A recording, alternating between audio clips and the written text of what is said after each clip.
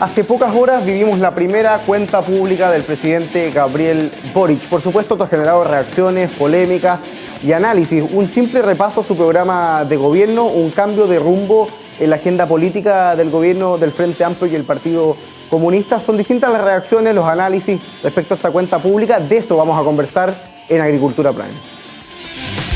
Agricultura Prime, el estelar de Agricultura, con Tomás Bengolea.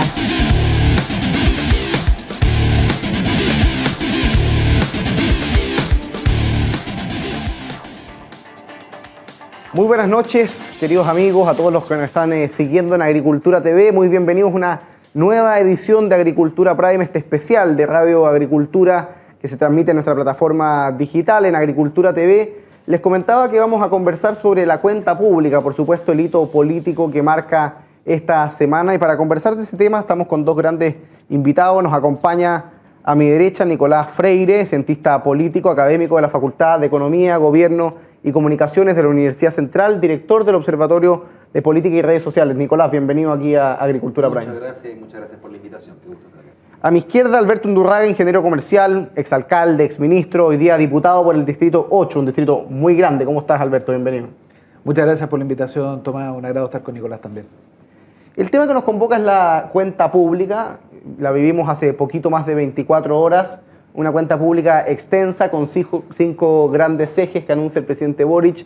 Lo comentábamos antes de salir al aire, reforzada con una cadena nacional a las últimas horas de la noche. En términos generales, ¿qué te pareció, Nicolás, la cuenta pública del presidente Boric? ¿Cuáles son los aspectos positivos y negativos que recalcaría?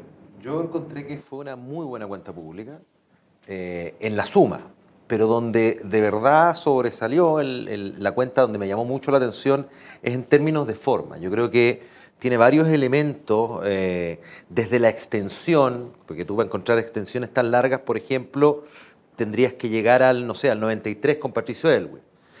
Desde el tono, es decir, existe dentro de la cuenta pública esta intencionalidad de aunar. No fue una cuenta pública con un lenguaje duro, fue una cuenta pública que de alguna manera invitaba con guiños evidentes, no solo a las administraciones anteriores, sino que particularmente a la administración del expresidente Piñera. Y que además tenía un estilo que le da una impronta, una huella que ha puesto este gobierno, porque tú, por ejemplo, veías que el presidente incluso iba haciendo comentarios al margen, claro, a lo que iba leyendo. Entonces, una cuenta bastante dinámica. Y además, entrando también un poquito más en el contenido, pero siempre desde el formato, desde lo comunicacional, me pareció súper buena en el sentido de que, más que buena comunicacionalmente, me pareció astuta políticamente. Creo que la cuenta, decir que fue buena comunicacionalmente, nos quedamos cortos, porque hay una intencionalidad política detrás, y que es que para poder lograr implementar y llevar a cabo diversas de las cosas que están allí, de las más de 100 medidas, de los más de 60 proyectos de ley, incluso para esta legislatura, necesitas apoyos que no tienes dentro de tu sector. Hay una conciencia de que hay dificultades para gobernar, hay una conciencia de una coyuntura adversa, y por lo tanto, desde lo verbal, invitas a la exconcertación, no solo a aquella que hoy día hace parte del socialismo democrático y por lo tanto que, junto al Frente Amplio y el Partido Comunista, claro, gobierna, ¿no? Invitas también a otros sectores de la concertación, de la exconcertación, como puede ser la democracia cristiana.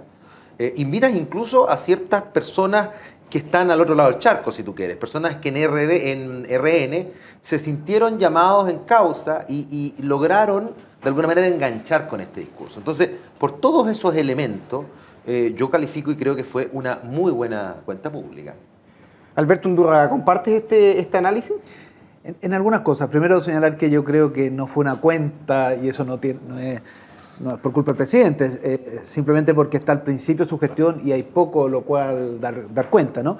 Entonces más bien fue una declaración de intenciones, de mostrar el futuro, y yo creo, y ahí comparto lo que dice Nicolás, que con muy buen tono, cuando el mismo presidente Boric, muy distinto al diputado Boric de atrás, ¿no? Cuando uno dice, mire, hay dos opciones, ambas son legítimas respecto al apruebo, cuando pide disculpas por algunas críticas al gobierno anterior, cuando invita en diversas materias que tienen que ser políticas de Estado, haciendo distintos guiños históricos, la verdad que yo creo que está en el tono y en ese sentido creo que fue bueno. Creo que fue bueno también la invitación que se hace para mirar hacia adelante. Sin embargo, no fue cuenta, ¿no? Para que lo tengamos claro. Y es natural porque está al principio del gobierno. Yo creo que en la parte de los déficits da cuenta un poco de lo que le ha costado al gobierno instalarse, porque claro, siempre hay un conjunto de anuncios, un conjunto de medidas, pero yo consideré que eran poco concretas, ¿no? Poco concretas buena parte de esta. Mira, déjame ponerte un ejemplo. En pensiones hay algo súper valorable que dice, mire, en pensiones en agosto vamos a presentar el proyecto. Muy bien, le pone fecha, se valora. Sin embargo, contrariamente a otros anuncios, no ahonda en cuáles son los ejes. Y eso, claro, porque le ha costado llegar a acuerdo al interior de nuestro gobierno. En pensión hay que lograr un acuerdo, a mi juicio, con un sistema mixto, con solidaridad, con financiamiento tripartito, los trabajadores y trabajadoras que existe hoy día, del Estado que existe hoy día, pero también de los empleadores. Ese financiamiento de los empleadores permitiría tener solidaridad para mejorar inmediatamente las pensiones. Hay que lograr un acuerdo, a mi juicio también, con libre elección respecto a dónde y con quién se invierte en la parte individual de las pensiones, y también un acuerdo respecto al cambio más estructural del sistema, ¿no? Entonces, yo creo que ese es un ejemplo, ¿no? Y en lo otro que creo que hay un déficit que nuevamente está bien planteado en lo general, porque en eso comparto lo que señala Nicolás, pero que da cuenta de la dificultad que tiene el gobierno internamente, es en materia de seguridad ciudadana. La seguridad no es solo la macrozona sur. Uno diría, entonces también la macrozona norte por las dificultades en Tarapacá, Colchán, Iquique, Huara, Alto Hospicio. No, también en las grandes ciudades. Y en las grandes ciudades hay problemas serios de seguridad que requieren una acción decidida, y yo creo que ahí falta todavía. Ahora, el gobierno está partiendo, está empezando, el interés es que estas cosas le puedan ir bien, de manera tal que se puedan ir resolviendo los problemas, pero en ese sentido creo que fue una buena narrativa, para plantearlo así, con un buen tono, invitando, haciéndole guiños también a su propio sector. Por supuesto, lo hacen todos los presidentes, eso es natural, lo hacen todos los presidentes, pero que refleja en lo poco desarrollada de algunas de las propuestas, y que en algunas áreas no hay propuestas, que al gobierno le ha costado instalarse. Y yo creo que eso es un dato.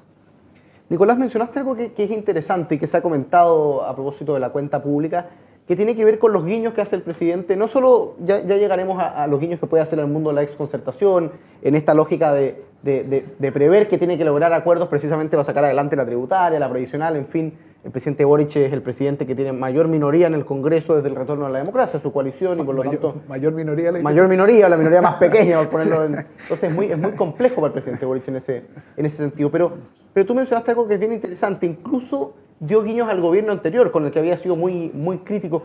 ¿Qué hay en ese tipo de guiños? ¿Madurez política, aprendizaje, quizás arrepentimiento del tipo de oposición que se fue hace un par de años?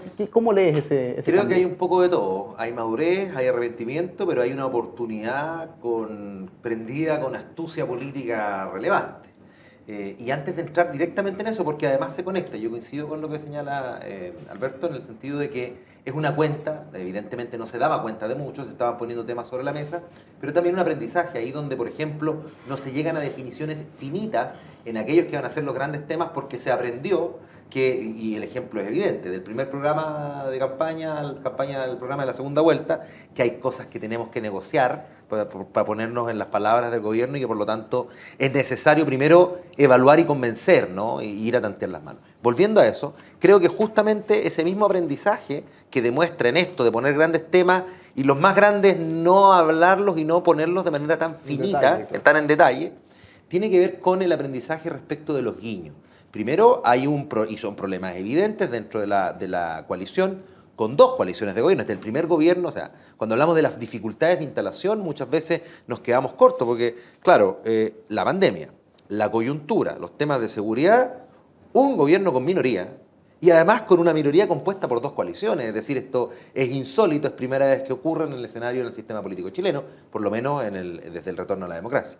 Entonces, en ese sentido, yo creo que el guiño que hace hacia atrás es bastante prudente, pero al mismo tiempo no deja de ser el gobierno que es. Me explico. Cuando empieza la cuenta pública, hay una asimilación del estoy aquí aludiendo al estallido social. Entonces el gobierno del presidente Boric se pone como un reflejo, un resultado del estallido. Y no solo porque fue la primera elección presidencial posterior al octubre del 2019, sino que porque la historia política del presidente Boric viene de los movimientos estudiantiles. Por lo tanto, hay un reconocimiento. Se ponen los dos pies en la tierra y se dice, bueno, nosotros venimos de aquí, o somos fruto de esto. Pero, y ahí inmediatamente yo decía, se reían ayer porque hacía el ejemplo de Fórmula 1, así como una curva en Monte Carlo, inmediatamente hay un quiebre y dice, pero no somos, no estamos aquí y no hay nada más antes, reconocemos que existe, entonces ahí hay un cambio del discurso. Se parte el discurso, si tú quieres, con la frase, no son 30 pesos, son 30 años, pero después se reconoce y se dice, sí, son 30 años igual porque han habido progreso. Y llamativo, porque hace alusiones evidentes y explícitas al expresidente Lago, a la expresidenta Bachelet, a los 30 años de gobierno de la Concertación en general, valorando además parte de su coalición, pues hoy día el Partido Socialista, para darle un nombre, es un partido con vocación de gobernabilidad, es decir, el que hoy día, creo yo, le ha permitido sortear varias dificultades desde el punto de vista del muñequeo político, si tú quieres, al interior. Pero va incluso más allá. Y hace un reconocimiento explícito a Sebastián Piñera, haciendo autocrítica, por lo tanto también hay autocrítica, cuando dice quizás fuimos muy injustos, no lo hicimos de mala fe cuando criticamos, pero hay otros reconocimientos que son implícitos, ya no explícitos, como por ejemplo cuando pone énfasis en la pensión garantizada única, universal. Entonces te pone de alguna manera en continuidad con determinadas políticas públicas que son guiños, a mí me parecen evidentes, y que han sido también valorados por otros sectores políticos. Y cierro con esto, y también me parece interesante que no es un gobierno que, creo que el discurso refundacional se dejó un poco de lado en la cuenta, se dejó claro que lo que se busca es un Estado social de derecho, que eso fue el primer pilar, derechos sociales, y está súper bien porque se reconoce, pero al mismo tiempo se dejó claro que este es un gobierno que está pensando en temas de futuro. Es una cosa que yo valoro, porque rompe un poco con esa lógica, esa crítica que se le hacía al Frente Amplio en sus orígenes. ¿Cuál era la crítica? Que eran, voy a ponerlo en términos coloquiales, que eran malcriados y que desconocían el pasado y que además no veían visión de futuros porque creían que terminaba con ellos prácticamente. Y aquí no, porque este gobierno se pone casi como un gobierno de tránsito y poniendo temas y políticas públicas que van a ser indudablemente necesarias que otros gobiernos que vengan aborden. Fíjate que lo que comenta Nicolás Alberto me trae a la memoria una crítica que se hacía entre la primera y la segunda vuelta, ¿no? Cuando se decía, oye, ¿frente a qué Boric estamos conversando? ¿El Boric de la primera vuelta o al Boric de la segunda vuelta? Y parece ser que este discurso de cuenta pública, voy a ocupar la caricatura porque sirve para explicarlo, alguno podrá cuestionarla, parece ser que es el Boric de segunda vuelta, ¿no? Por los guiños, por el tono, por los temas, ¿no? ¿Quién pensaría que un presidente del Frente Amplio estaría hablando de seguridad y de crecimiento económico como uno de los 5 ejes? Y aumento de productividad. Son temas que a la izquierda conceptualmente le cuestan. ¿Es genuino el cambio o se trata de interpretar también algo, por ejemplo, evidente, la baja en aprobación que ha tenido sistemática el presidente Boric desde que llegó a la moneda? No, yo creo que es genuino. Mi impresión es que yo creo que el presidente Boric piensa eso, él ha tenido un proceso, pero fíjate que yo creo que en todos estos guiños, como dice Nicolás, que se le hacen al mundo de la exconcertación o incluso a la derecha, no solo tienen como objetivo hablarle a esos mundos, sino que hablarle al propio mundo. El presidente, a mí me dio la impresión durante ayer el discurso que en algunos momentos hacía una especie de pedagogía con su mundo para decirle, mire, si se quiere avanzar en el programa, esto se hace con acuerdo. Y me da la impresión de que lo hacía respecto a sus ministros y ministras, porque una vez ve en el Parlamento que no tienen ese músculo tan desarrollado, y también respecto a las distintas fuerzas políticas que están en el Parlamento. Entonces, a las más duras. A las más duras, sí, por supuesto. No a las que se sumaron en segunda vuelta, no, por supuesto. Entonces, yo creo que cuando el presidente tiene un tono de acuerdos, un tono conciliador, más allá que en alguna materia uno pueda no estar de acuerdo, ¿no? Pero el tono en general, y cuando hace esta pedagogía que para avanzar hay que tomar en cuenta lo que se ha avanzado antes, porque se construye ladrillo sobre ladrillo, no son frases de él, pero ladrillo sobre ladrillo se va construyendo el país, él no solo le habla a aquellos que requiere para sumar mayoría, por ejemplo a nosotros, la Democracia Cristiana, o al Partido de la Gente, o algunos parlamentarios de derecha que puedan sumarse también a algunos de los proyectos, sino que también le habla a su propio conglomerado. ¿Por qué? Porque tienen que ceder. Si uno quiere llegar a acuerdos, naturalmente, que no es el programa de la primera vuelta, para poner los mismos términos que dices tú, Tomás, sino que requiere ser en las distintas políticas públicas que hay en el Parlamento, en pensiones, ser en materia de seguridad. Nos dimos cuenta cómo se dio finalmente el gobierno, ¿no? Nosotros decíamos desde el principio, tiene que haber un estado de emergencia en la zona, en la macrozona sur, y se resistía el gobierno, después esto, y finalmente hay un estado de emergencia acotado, pero hay, ¿no? Y la verdad que yo creo que en ese mensaje los objetivos no solo son sumar a otros, sino hacer pedagogía con los propios, ¿no? Y ahora, yo creo que al final del día, este es como el análisis más político, pero al final del día yo creo que eso es bueno para Chile. Yo creo que Chile requiere grandes acuerdos. Y naturalmente en esos grandes acuerdos que tiene la iniciativa siempre el que gana la elección, y en ese sentido el gobierno, ¿no? Pero se requieren grandes acuerdos. Las cosas cuando se ganan por un voto, claro, en la legislatura siguiente o en el gobierno siguiente se cambian para el otro lado. Cuando se construyen con grandes acuerdos, la verdad que se puede avanzar, se puede dar paso más permanente en el tiempo, y yo espero que eso lo recoja la coalición del gobierno y por supuesto sus ministros y ministras, que son los que finalmente son los interlocutores con nosotros en el Parlamento. Como en todas las cuentas públicas, hay análisis positivos y negativos respecto de la misma. Hay gente que quedó contenta y gente que quedó descontenta. Yo en general pienso que las cuentas públicas son una suerte de entusiasmar a las huestes, y por lo tanto en general los partidarios del gobierno la encuentran buena y los detractores del gobierno la encuentran mala. Ese es como el resumen ejecutivo. En propuestas concretas ya empezó a haber ruido. Se habló de la reforma previsional que comentaba Alberto, se habló de la reforma tributaria para la primera parte del segundo semestre. Por ejemplo, el gremio de los empresarios inmediatamente salió a decir, oye, a nosotros nos habían anunciado un proceso de diálogo social, una conversación profunda. En su minuto el ministro Marcel hablaba de un pacto tributario, y ahora nos avisan que la reforma viene. Es decir, pareciera ser que el diálogo fue un poco más puesta en escena que otra cosa. ¿Cómo recoger esas percepciones pensando precisamente en construir mayorías que permitan aprobar la reforma y que esto no se produzca una suerte de parálisis legislativa, que es la que acusan desde la oposición hoy día? Yo creo que hay una cuña que en el mundo político, sobre todo en el mundo legislativo, se usa harto. A mí no me gusta, una palabra que suena feo, no es que el pilquineo, ¿no? Cuando va a buscar los votos. Y hoy día hay una especie de, creo yo, políticas de audiencia, si tú quieres. Es decir, de la cuenta pública lo que está ocurriendo es que muchos, claro, van a concentrar a criticar los ámbitos donde más se sienten llamados en causa.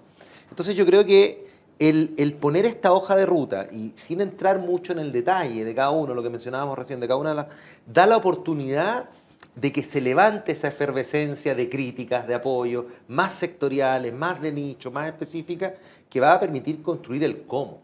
Y si tú te das cuenta también, y esto hay que decirlo, no lo hemos mencionado, y yo creo que es un elemento fundamental, la mayor parte de la acción de política de gobierno se posiciona después del 4 de septiembre. Es decir, está posicionada una vez que termina el proceso que actualmente se lleva a cabo, el proceso constituyente, con la votación por parte de la ciudadanía, en términos del apruebo o el rechazo, ¿no? Vamos a ponerlo de manera clara.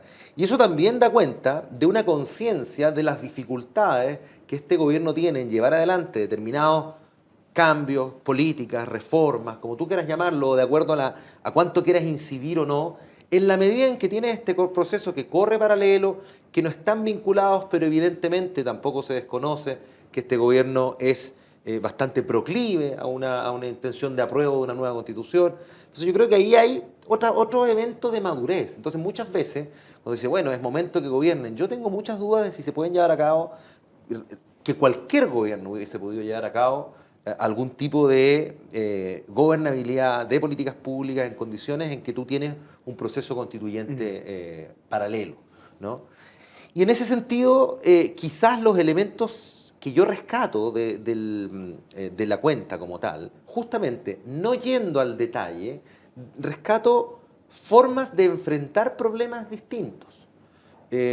Por ejemplo, y menciono inicialmente solo dos porque quizás nos hemos afortunadamente acostumbrado. Cuando se habla de el eje más democracia y el eje medio ambiente, son dos ejes que generalmente no se conversan mucho, no llaman mucho la polémica, pero son dos ejes de temas de futuro que es tremendamente importante que estén en una cuenta pública. No sé si hay cuentas públicas, yo le comentaba a algunos colegas, voy a tomar el desafío académico de revisar las cuentas públicas en América Latina, a ver si en algunas se está hablando de hidrógeno verde. Me parece que es un tema innovador. En lo más político, por ejemplo, voy a entrar en un tema que yo sé que probablemente aquí vamos a conversar, el tema de seguridad. Yo creo que hay un cambio de paradigma interesante, desde, repito, desde el paraguas, desde cómo abordar el problema. Cuando tú pones énfasis en las armas, que de alguna manera es criticable porque se dice, bueno, pero esto es lo más pequeño, y resulta que no solo en la cuenta pública, sino que desde hace semanas el presidente y buena parte de su gabinete lo viene poniendo como un elemento central. Es decir, esa es la estrategia. No es que se esté mirando las armas o la tenencia de armas y no tener armas por completo como un elemento, digamos, accesorio. Y entiendo que existan ciertas dificultades, que todos tengamos ciertas dificultades a comprender cómo una política en términos de seguridad se basa en algo que antes veíamos como periférico. Ya, ok, pero el problema no se resuelve así. Yo creo que es un cambio de paradigma en términos de cómo podrías resolver los problemas de seguridad. Y poner énfasis en las armas me parece tremendamente interesante a evaluar, ¿no?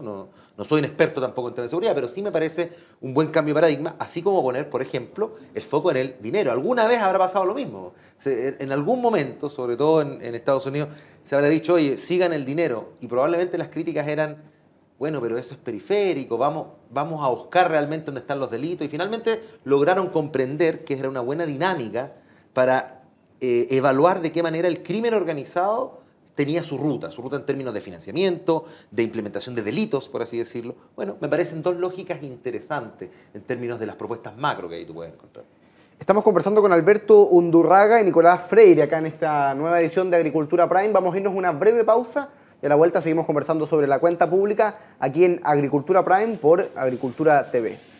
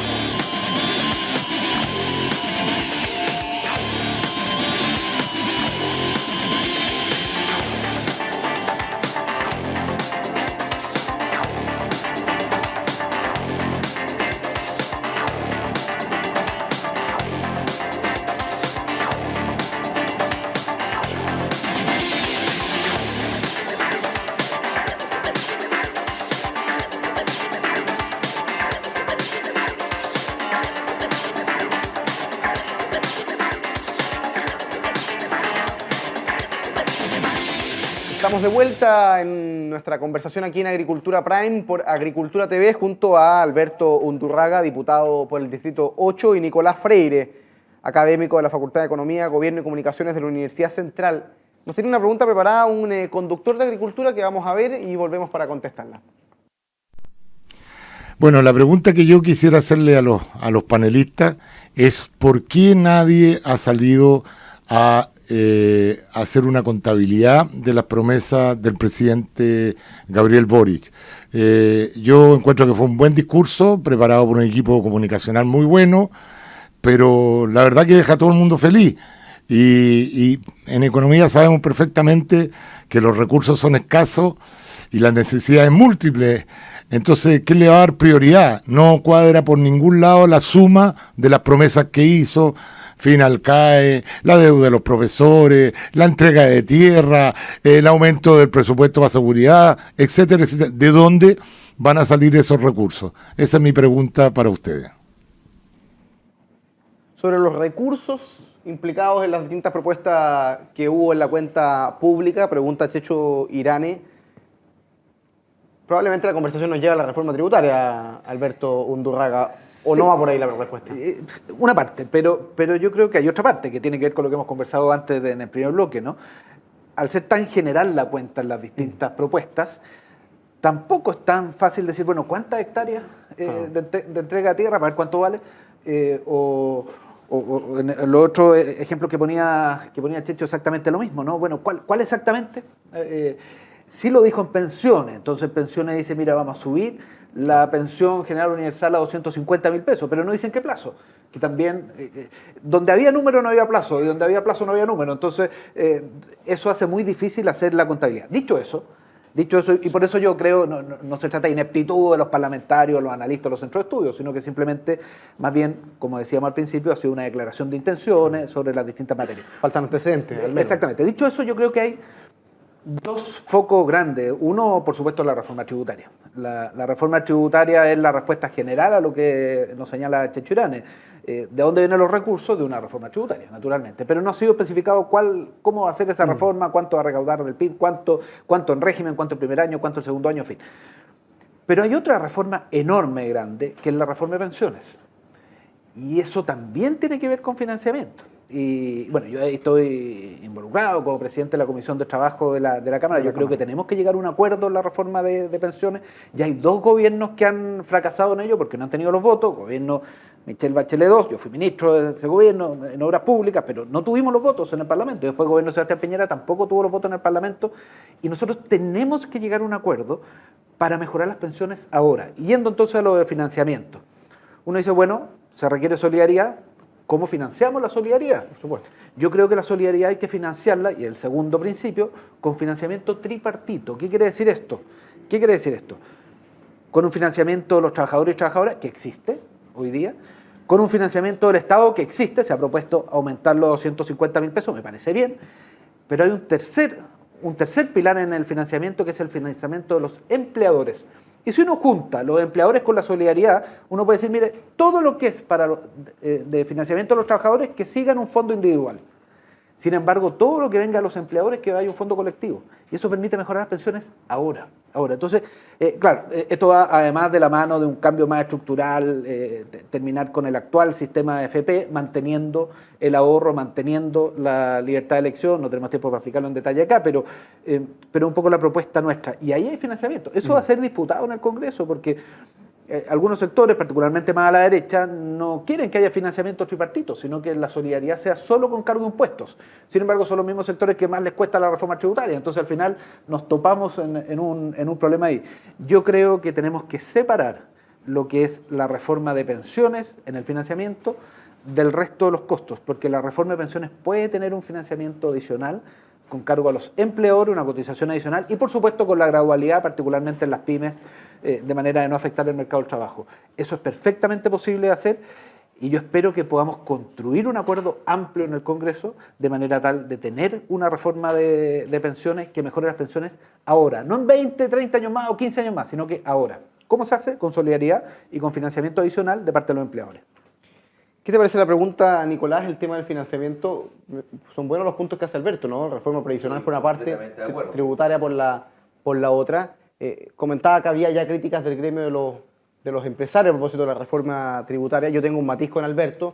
No me parece que a la centro-derecha le haya costado mucho la reforma tributaria en el último tiempo. Cada vez que han podido han subido los impuestos con la izquierda sin mayor problema, digamos. Y lo hizo Piñera como solución 2 veces en su gobierno, y la verdad es que en eso es una cuestión más bien... Estarán acostumbrados, dices tú. No, yo creo que lo creen, digamos, ¿no? Y por lo tanto, la verdad es que el eje de la reforma es ver el detalle. Algo lo comentaba el presidente Boric en su cuenta pública, ¿no? Dijo, aquí vamos a grabar altos patrimonios, a este impuesto a los súper ricos que se lleva discutiendo tanto tiempo, pero efectivamente falta el detalle para analizar financieramente, si se quiere, Yo estoy muy de acuerdo con lo que señala Alberto, en el sentido, primero, voy a tomar los elementos como para poder agregar algo más, porque finalmente dijo casi todo lo que había que decir, pero lo primero es que efectivamente... se muestra y no se muestra el detalle en algunos casos, y donde está el detalle no hay plazo, entonces eso permite que el gobierno tenga flexibilidad. Y también hay que decirlo, no se trata de mentir o de presentar la información de manera sesgada, no, es que justamente hay conciencia de que, bueno, para los detalles veamos cómo lo vamos a hacer con los sectores que nos apoyen. Entonces ese es el primer punto. Lo segundo es que también en la misma cuenta, y lo que da cuenta también Alberto acá, es que existe una ventaja en términos sobre todo de que creo que valga la redundancia, existe también en el Congreso una mayor propensión a discutir una reforma en materia de pensiones que está más bien encaminada a la negociación o las posturas, ¿no? Hoy día está más o menos claro, hay 2 elementos más o menos claros y que también da cuenta el presidente Boric en algunos de los mensajes. Por ejemplo, el tema de que no se toquen los ahorros previsionales individuales, ¿no? Y eso es transversalmente aceptado. No por algunos sectores, lo tengo muy claro, pero en general, por aquellos que podrían lograr una mayoría.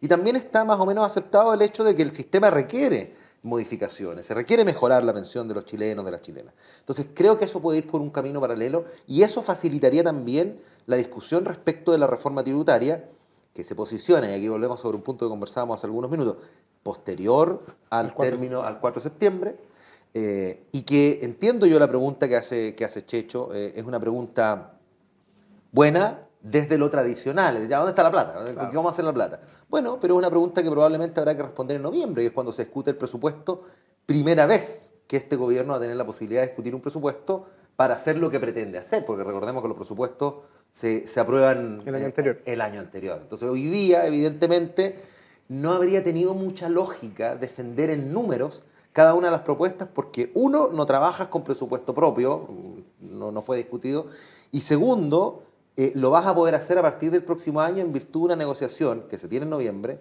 que es política. Entonces, y aquí volvemos a la primera parte de la conversación.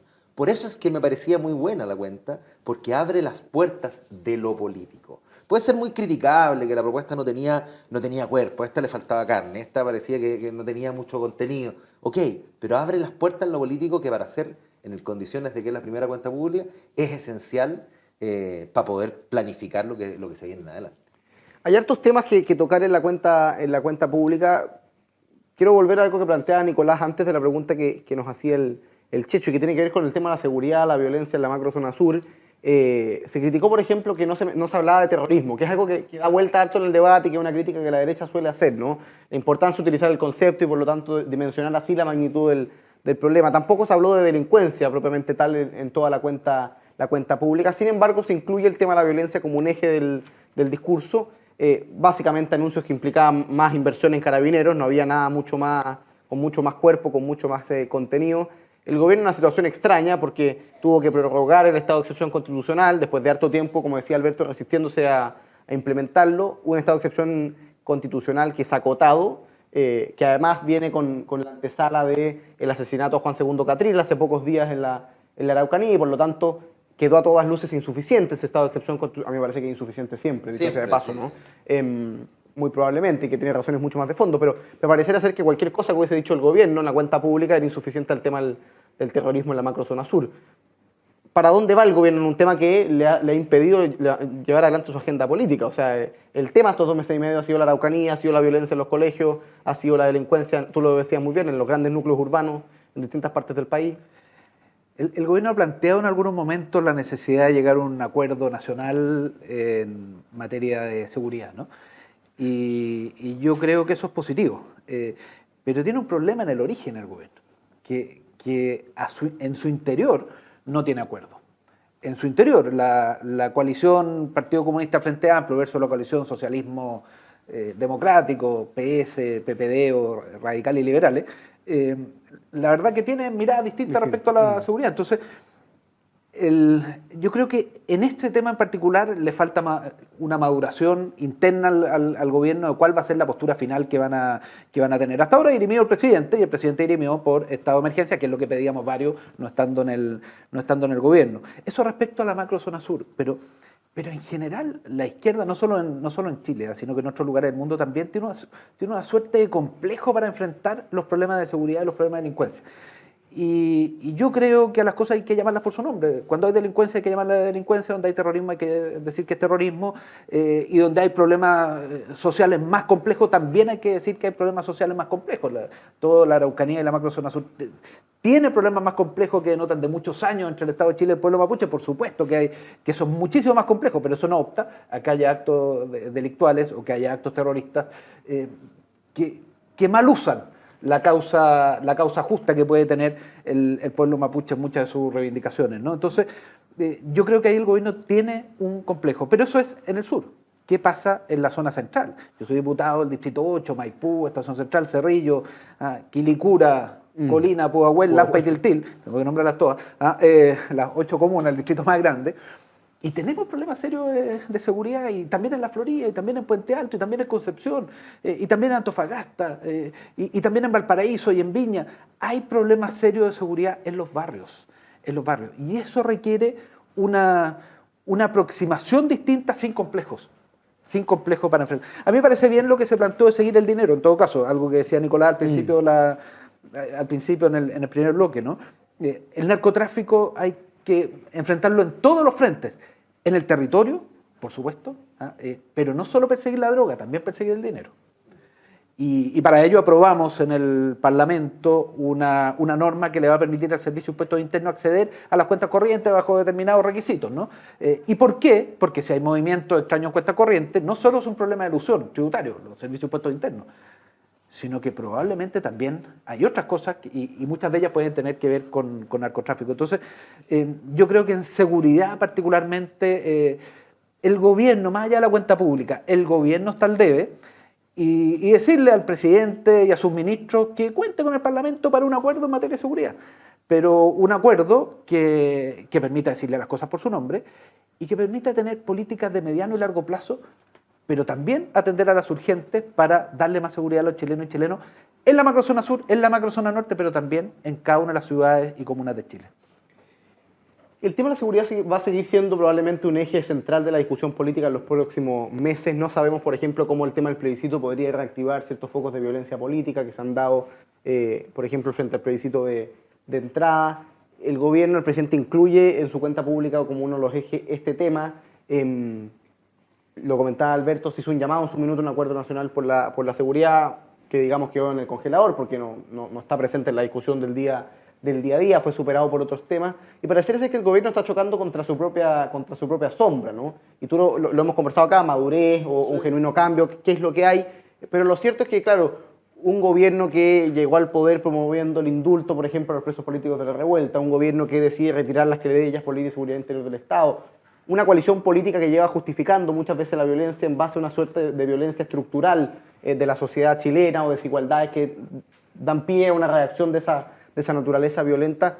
Uno se pregunta, bueno, ¿hasta dónde ese cambio de postura aguanta, ¿no? Hacia dónde las condiciones que generan ese tipo de declaraciones políticas que tienen consecuencias, aguanta que el gobierno hoy día dé un cambio de postura y efectivamente aplique la ley o bien controle el tema de la violencia. ¿Es un zapato chino en el que está el gobierno?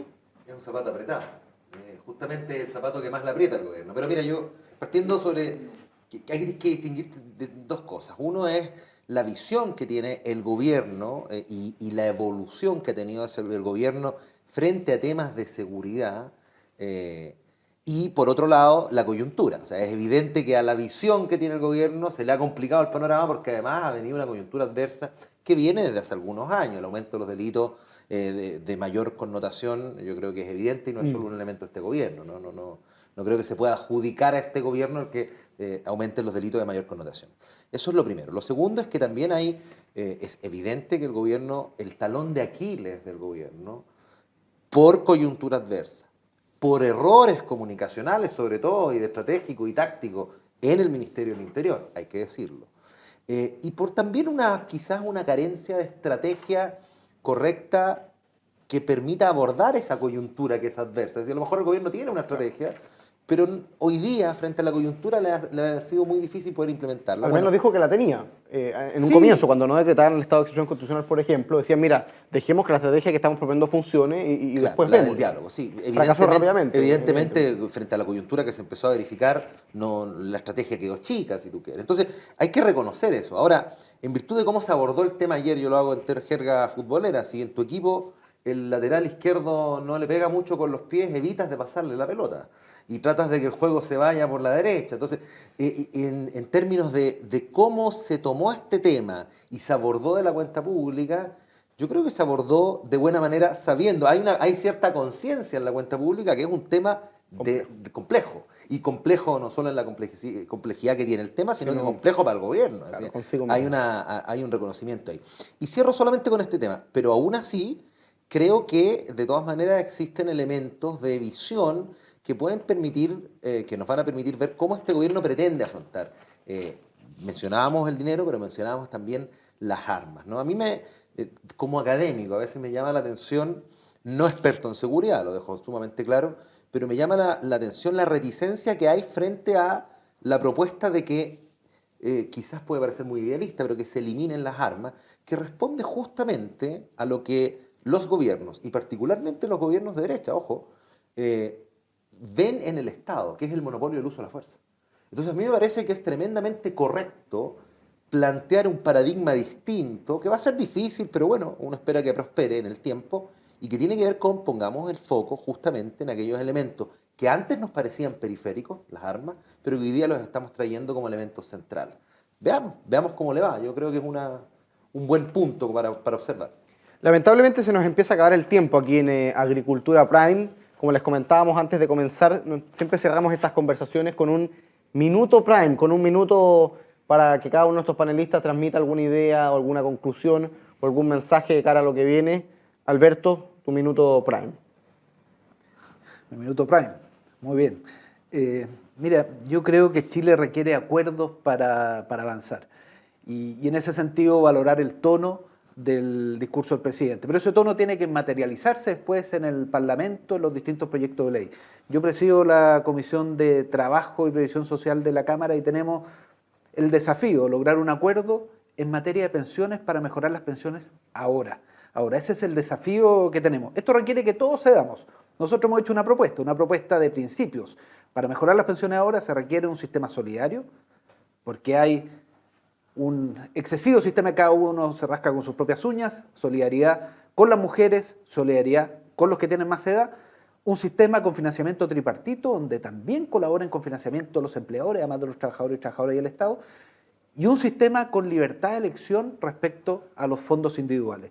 Todo ello separando lo que hoy día hacen las AFP, cambiando el sistema, teniendo una corporación nacional de pensiones que administre el sistema y con distintos gestores de inversión para que cada uno elija. Estas son las propuestas que nosotros hemos hecho. Por supuesto vamos a tener que ceder, como todos en el proceso para llegar a un acuerdo, pero necesitamos en Chile un acuerdo de pensiones ahora y para mejorar las pensiones no en 15 años más, sino que ahora también.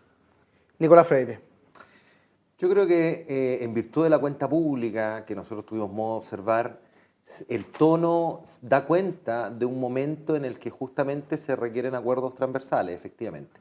Y no solo buscando aquellos votos, si tú quieres, en términos parlamentarios, que están fuera de la propia coalición. No solo ese llamado del presidente de la democracia cristiana o incluso a sectores más moderados de la centroderecha, sino que también es un llamado de atención o una invitación a los sectores más duros, particularmente en el Partido Comunista, a que se comprenda que para llevar adelante políticas públicas, para llevar adelante reformas que son necesarias hoy, como lo fueron en los primeros años 90, creo que el parangón en términos del contexto social y político es válido, se necesita de todos los sectores, de todos los parlamentarios y de todas las parlamentarias, pero también se necesita de la gente y por eso es que por ahí también hay una doble penetración del discurso de la cuenta pública a las 11 de la mañana, a las 9 de la noche, es decir, en cadena nacional. Es decir, el presidente se da cuenta que es necesario que este discurso, esta lógica y la invitación a ser parte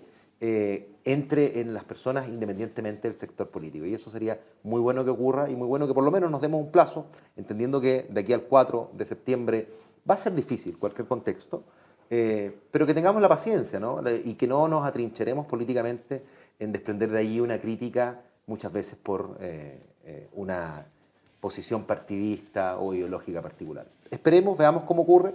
Creo que lo que está puesto en la cuenta pública tiene buena pinta.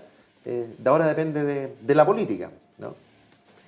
Alberto Undurraga, diputado por el Distrito 8, Nicolás Freire, académico de la Facultad de Economía, Gobierno y Comunicaciones de la Universidad Central. Les agradezco a ambos su participación aquí en una nueva edición de Agricultura Prime. Usted, por supuesto, siga atento a Agricultura TV, a sus distintos programas. Con eso despedimos esta edición de Agricultura Prime y será hasta el próximo jueves acá en Agricultura TV.